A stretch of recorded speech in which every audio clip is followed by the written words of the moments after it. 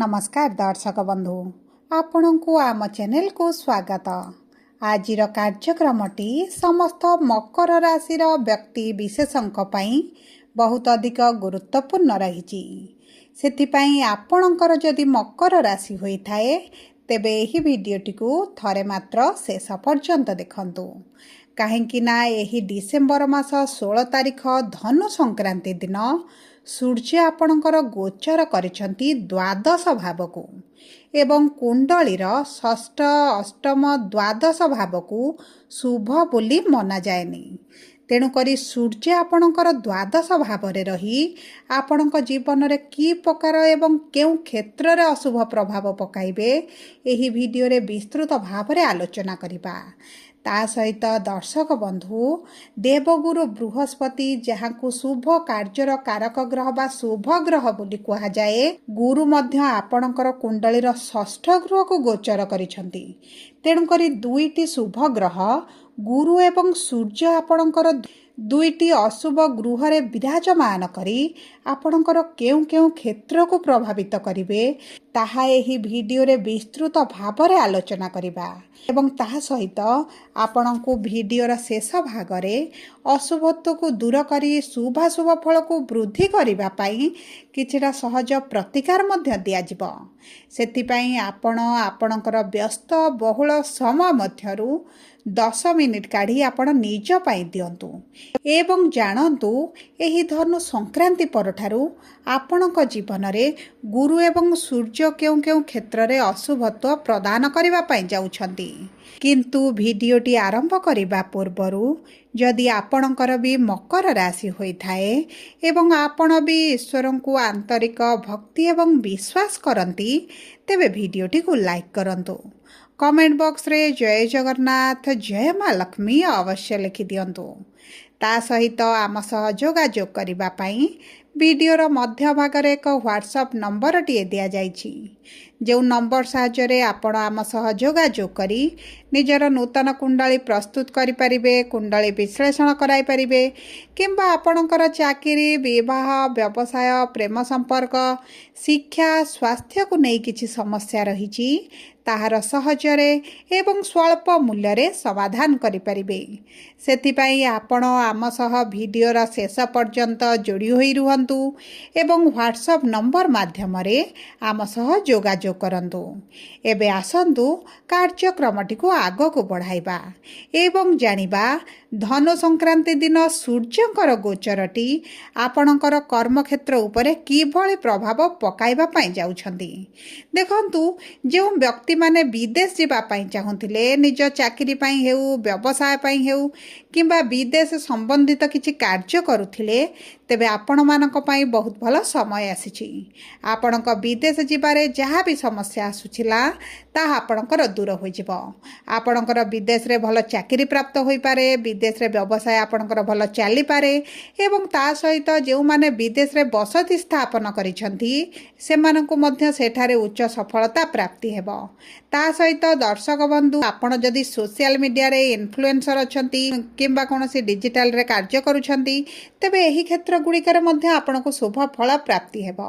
आपणक कर्मर गृहरु बुध आपणकर लाभर गृह को गोचर करिथिबारु एवं शुक्रंक सहित विराजमान होइथिबारु आपणकर कर्म क्षेत्र रे मान सम्मान निश्चित भाव रे वृद्धि घटिबो। आपणकर किछि पेंडिंग थिबा कार्य आपणकर आपण पूर्ण करि परिबे एवं ता सहित आपणकर जो शत्रु माने बढ़िथिले से शत्रु मानक आपण चिन्हट करिवे कारण गुरु आपणकर षष्ठ गृह रे जे गृह को रोग ऋण रिपुर गृह कहा जाए से गृह रे जेहेतु विराजमान करिसंती आपणक शत्रु मानक आपणक ठारु दूरता बनाइबे। आपणक जीवन रे शत्रु मानक नै जो हानि पहुँचुथिला सेही सब क्षेत्र रे आपण शुभ परिवर्तन देखिबे। ता सहित आपण जदि नूतन व्यवसाय आरंभ करिबा पई चाहुथिले एवं आपणक व्यवसाय पई अर्थर आवश्यकता रहितला किछि इन्वेस्टर खोजुथिले किंबा आपण किछि लोन करिसंती सैंक्शन होई पारु नाही लोन पैसा आपनको प्राप्त होई पारुनी तेबे एही सब क्षेत्र रे मध्य ଆପଣଙ୍କୁ ଶୁଭ ପରିବର୍ତ୍ତନ ମିଳିବ। ଏବଂ ତା ସହିତ ଆପଣଙ୍କର ଯଦି ନୂତନ ଚାକିରିର ସନ୍ଧାନରେ ଅଛନ୍ତି ତେବେ ଆପଣଙ୍କୁ ଟିକେ ପରିଶ୍ରମ ବୃଦ୍ଧି ହୋଇପାରେ। ଆପଣଙ୍କ ମନପସନ୍ଦର ଚାକିରି ଆପଣଙ୍କୁ ପ୍ରାପ୍ତ ନ ହୋଇପାରେ, କିନ୍ତୁ 2026 ଜାନୁଆରୀ ପରଠାରୁ ଆପଣଙ୍କ କର୍ମକ୍ଷେତ୍ରରେ ଭଲ ପରିବର୍ତ୍ତନ ଆପଣ ଦେଖିବେ। ଏହି କିଛି ସମୟ ପାଇଁ ଆପଣଙ୍କ କର୍ମକ୍ଷେତ୍ରରେ ଟିକେ ସମସ୍ୟା ଆପଣଙ୍କର ବଢ଼ିପାରେ। ତା ସହିତ ଆସନ୍ତୁ ଜାଣିବା କିପରି ରହିବ ଆପଣଙ୍କର ଆର୍ଥିକ କ୍ଷେତ୍ର। ଦେଖନ୍ତୁ, ଅର୍ଥର ଗୃହର ସ୍ୱାମୀ ହେଉଛନ୍ତି ଶନି, ଯିଏ ଆପଣଙ୍କର ତୃତୀୟ ଗୃହରେ ଅଛନ୍ତି ଏବଂ ଦ୍ୱାଦଶ ଗୃହକୁ ଯେହେତୁ ଖର୍ଚ୍ଚର ଗୃହ କୁହାଯାଏ, ମେଡ଼ିକାଲର ଗୃହ କୁହାଯାଏ, ଦୂରଯାତ୍ରାର ଗୃହ କୁହାଯାଏ, ଆପଣ ଏହି ସମୟ ମଧ୍ୟରେ ଅର୍ଥ ଖର୍ଚ୍ଚ ବଢ଼ିଯିବ। ଆପଣଙ୍କର ମେଡ଼ିକାଲରେ ହୋଇପାରେ, ଆପଣଙ୍କ ପ୍ରିୟଜନଙ୍କ ପିଛାରେ ହୋଇପାରେ, କିମ୍ବା ଆପଣଙ୍କର କୌଣସି ଦୂରଯାତ୍ରା କରିପାରନ୍ତି, କିମ୍ବା ଆପଣଙ୍କର କୌଣସି ନା କୌଣସି ମାଧ୍ୟମରେ ନିଜ ପାଇଁ ହେଉ, ନିଜ ପରିବାରଙ୍କ ପିଛାରେ ହେଉ, ଆପଣଙ୍କର ଅର୍ଥ ଖର୍ଚ୍ଚ ବଢ଼ିଯିବ। ତା ସହିତ ଏହି ସମୟ ମଧ୍ୟରେ ଆପଣଙ୍କର ସେଭିଙ୍ଗସ୍ ଟିକେ କମିଯିବ। ଆପଣଙ୍କ ପାଖକୁ ଅର୍ଥ ଆସିବ, ଇନକମ୍ ବୃଦ୍ଧି ହେବ, କିନ୍ତୁ ଆପଣ ଅର୍ଥକୁ ଧରି ରଖି ପାରିବେ ନାହିଁ। ସେଥିପ୍ରତି ଆପଣଙ୍କୁ ଧ୍ୟାନ ଦେବାକୁ ପଡ଼ିବ। ଏହି ସମୟ ମଧ୍ୟରେ ଯଦି ଆପଣ ଅର୍ଥକୁ ଇନଭେଷ୍ଟ କରିବା ପାଇଁ ଚାହୁଁଛନ୍ତି ତେବେ ନ କରିବାଟା ଆପଣଙ୍କ ପାଇଁ ଶୁଭଦାୟକ ରହିବ, କାରଣ ଆପଣଙ୍କର ଅର୍ଥଟି ଆପଣଙ୍କୁ ରିଟର୍ନ ମିଳିପାରେ କିମ୍ବା ନ ମିଳିବାର ବହୁତ ଅଧିକ ମଧ୍ୟ ସମ୍ଭାବନାଟି ରହିଛି। ଏବେ ଆସନ୍ତୁ ଜାଣିବା କିପରି ରହିବ ଆପଣଙ୍କ ବିବାହ ଏବଂ ବୈବାହିକ ସମ୍ପର୍କ। ଦେଖନ୍ତୁ, ବିବାହର ଗୃହର ସ୍ୱାମୀ ହେଉଛନ୍ତି ଚନ୍ଦ୍ରମା, ଯିଏ 2.5 ଦିନରେ ଥରେ ନିଜର ରାଶି ପରିବର୍ତ୍ତନ କରିଥାନ୍ତି। ତେଣୁକରି ଆପଣଙ୍କ ସମ୍ପର୍କରେ ଉଚ୍ଚ ନିଚ ଭଳି ପରିସ୍ଥିତି ଲାଗି ରହିବ। ତା ସହିତ ଗୁରୁ 6ଠ ଗୃହରେ ଅଛନ୍ତି ଏବଂ ଆପଣଙ୍କର ରାଶିର ସ୍ୱାମୀ ତୃତୀୟ ଗୃହରେ ଅଛନ୍ତି ଏବଂ ଶନି ତୃତୀୟ ଗୃହରେ ଶୁଭ ଫଳ ପ୍ରଦାନ କରନ୍ତି। ତେଣୁକରି ଆପଣଙ୍କ ବୈବାହିକ ସମ୍ପର୍କରେ ଅବଶ୍ୟ ଏତେଟା ସମସ୍ୟା ଆପଣ ଦେଖିବେ ନାହିଁ। ଯଦି ବି ପୂର୍ବରୁ ଆପଣଙ୍କର ସମସ୍ୟା ଚାଲିଛି, ଆପଣଙ୍କ ସମ୍ପର୍କରେ ମନମାଳିନ ମତଭେଦଟି ରହିଛି, ଆପଣଙ୍କ ସମ୍ପର୍କରେ ଏତେ ମଧୁରତା ଆପଣ ଦେଖୁନାହାନ୍ତି, ତେବେ ଆପଣଙ୍କର ଚିନ୍ତା କରିବାର କୌଣସି ଆବଶ୍ୟକତା ନାହିଁ।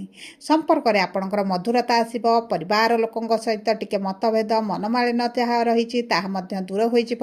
ଆପଣଙ୍କ ସାଥୀ ଯଦି ଆପଣଙ୍କ ଠାରୁ ଦୂରରେ ରହୁଥିଲେ ଆପଣଙ୍କ ପାଖକୁ ଆସିପାରନ୍ତି, ଏକତ୍ର ସମୟ ଅତିବାହିତ କରିପାରନ୍ତି। ଦେଖନ୍ତୁ, ବୈବାହିକ ସମ୍ପର୍କ ଭଲ ରହିବା ସହିତ ଆପଣଙ୍କର ଯଦି ଡେଲି ଇନକମ୍ ରହିଛି, ଆପଣ ଦୈନନ୍ଦିନ ରୋଜଗାର କରୁଛନ୍ତି, ସେଥିରେ ଆପଣଙ୍କର ବୃଦ୍ଧି ଘଟିବ। କିମ୍ବା ଆପଣ ଯଦି ପାର୍ଟନରସିପ୍ରେ କିଛି କାର୍ଯ୍ୟ କରୁଛନ୍ତି ତେବେ ମଧ୍ୟ ଆପଣଙ୍କ ପାଇଁ ଭଲ ରହିବ।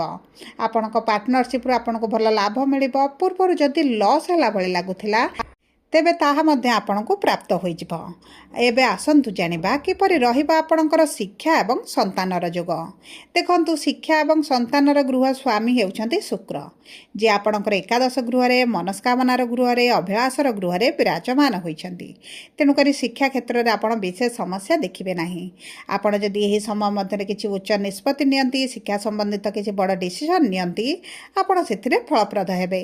ଏବଂ ଦେଖନ୍ତୁ, ଏହି ସମୟରେ ଯଦି ଆପଣ ଉଚ୍ଚଶିକ୍ଷା କରିବା ପାଇଁ ବାହାରକୁ ଯିବାକୁ ଚାହୁଁଥିଲେ, ବିଦେଶ ଯିବାକୁ ଚାହୁଁଥିଲେ, ନିଜ ଜନ୍ମସ୍ଥାନ ଠାରୁ ଦୂରକୁ ଯିବାକୁ ଚାହୁଁଥିଲେ, ଏହା ମଧ୍ୟ ଆପଣଙ୍କ ପାଇଁ ଶୁଭଦାୟକ ରହିବ।